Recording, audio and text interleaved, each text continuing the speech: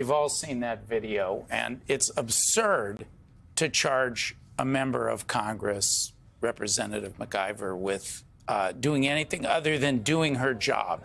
Yes, it was an intense situation. There was no crime there. What was Ras Baraka's crime? The mayor. They just had to throw out the charges against him. What did Judge Dugan do over in Wisconsin? Right. Michael, she simply controlled her courtroom. She let a migrant exit into a public hallway. The Department of Justice under Donald Trump and AG Pam Bondi is running amok. Donald Trump promised he'd be a dictator on day one. He kept going. This is the latest example. No normal administration would do this, but the courts are going to have the last word with this. This will not stand. Todd Blanche, who is the Deputy Attorney General, has now also weighed in on this, a statement from him on social media. He said, I echo what U.S. Attorney Habba has made clear. Assaults on federal law enforcement will not be tolerated. This administration will always protect those who work tirelessly to keep America safe. I will note that a number of the people who were charged and convicted of assaulting officers on January 6th, Donald Trump pardoned them all and let them all out of jail. This is a statement from Representative MacIver. Earlier this month, I joined my colleagues to inspect the treatment of ICE detainees at Delaney Hall in my district. We were fulfilling our lawful oversight responsibilities, as members of Congress have done many times before, and our visit should have been peaceful and short.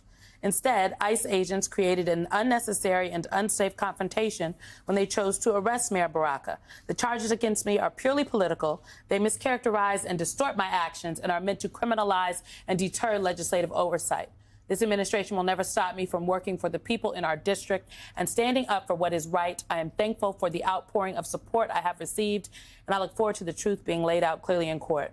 I think two things. I think that I think that the Justice Department made a calculation about who they thought perhaps was an easy target to charge amongst the members who were out there that day.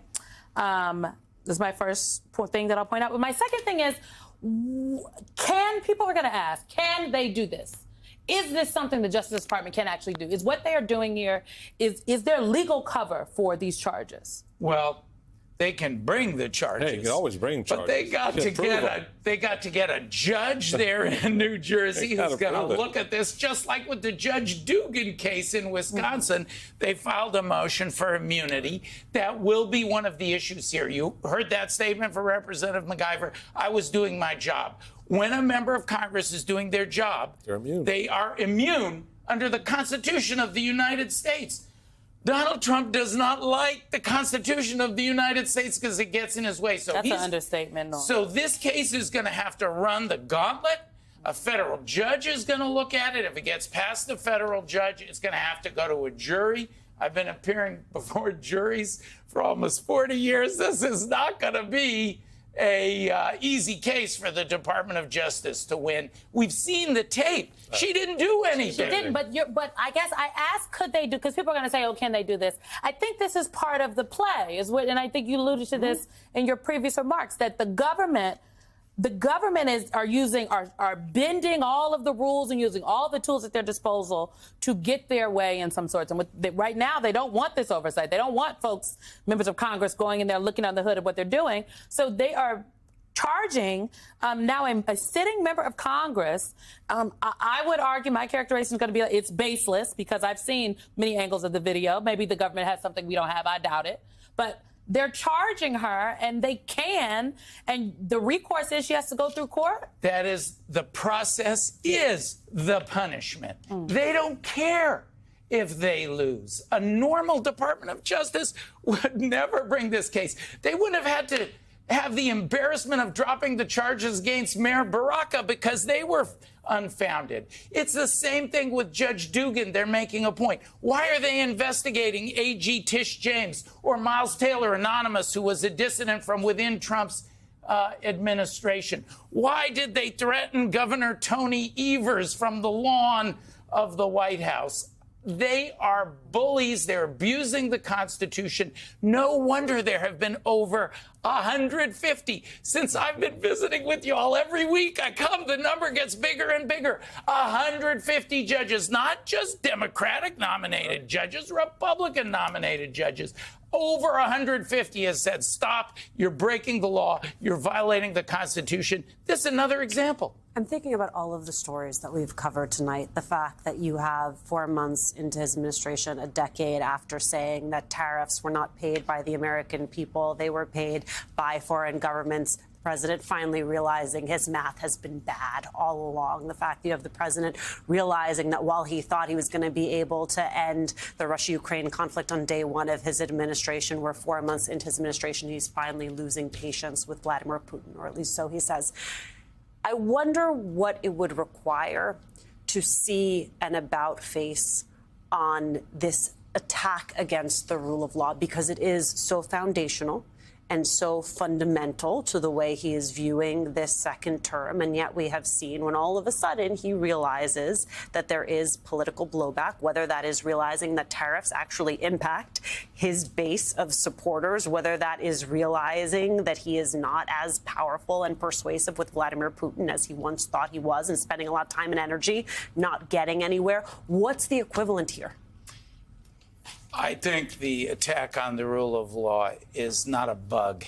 It's a feature. Yes, feature. Sure. He started defying the Constitution, says, I'm going to choose which babies born in this country are citizens, not the Constitution, birthright citizenship. He's been rebuffed on that. And over 150 since then. And I do not believe he has the capacity. Look at this Qatari plane. Any normal person would have said, I'm going to not going to take former Vice President Qatari. Pence, who said, I don't think so. I'm not going to take the Qatari plane.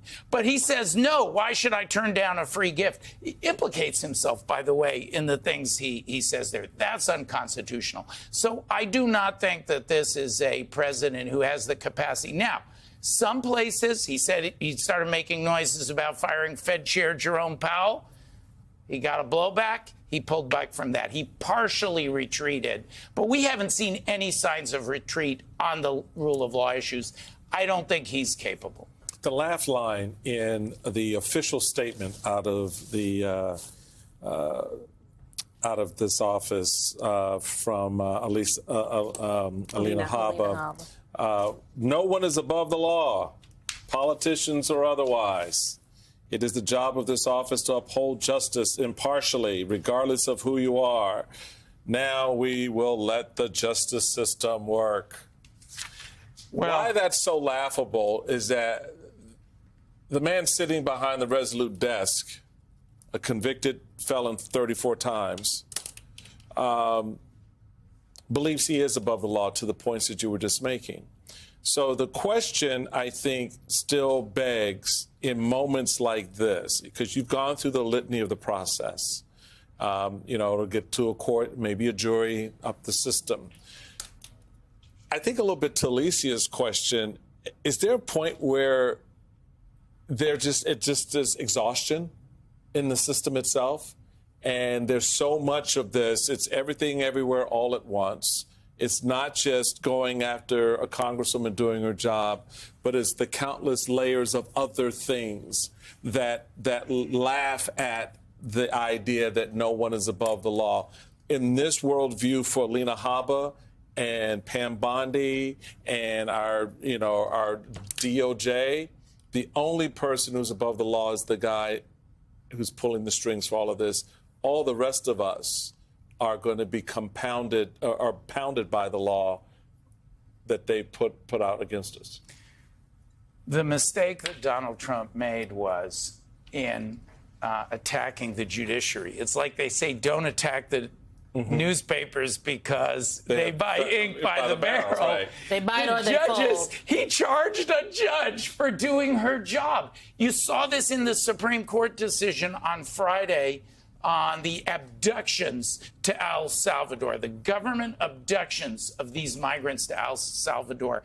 They said, well, precisely because Donald Trump will not return Abrego Garcia, we're going to apply extra process. So the courts know how to do this. I'm litigating these cases, and I can tell you we're not seeing the courts daunted or slowing down or exhausted. They are holding firm because they recognize that this is an assault on our democracy itself. And arresting a member of Congress for routine duties, visiting an ICE facility is more of the same. I know that you're not an immigration attorney, but you did just reference birthright citizenship. And since you also referenced the Supreme Court and their decision around Kilmar Abrego Garcia, the fact that you had today the court deciding that the administration does, in fact, have the power to revoke temporary protected status for Venezuelans. I've spoken with advocates, with lawyers who think that does not bode well for birthright citizenship. Do you think there's a connection there? I'll confess, I filed the very first birthright citizenship case in the country. We got a PI after Trump was inaugurated, even though I'm not an immigration lawyer. And I filed a brief in these heinous abductions. Birthright citizenship is clear in the Constitution. I disagree with the Venezuelan TPS decision, but you can argue both sides of that. Donald Trump is going to lose on the merits of birthright citizenship at the Supreme Court. That is clear in the text of the Constitution. I think he'll be unsuccessful on this issue about nationwide injunctions. They'll probably do something more nuanced, something in the middle. But if you look at all the Supreme Court decisions, they are fed up with him, Alicia, and they're expressing it in different ways. This 7-2 majority is not going to allow Donald Trump to run amok, arresting judges and members of Congress. I know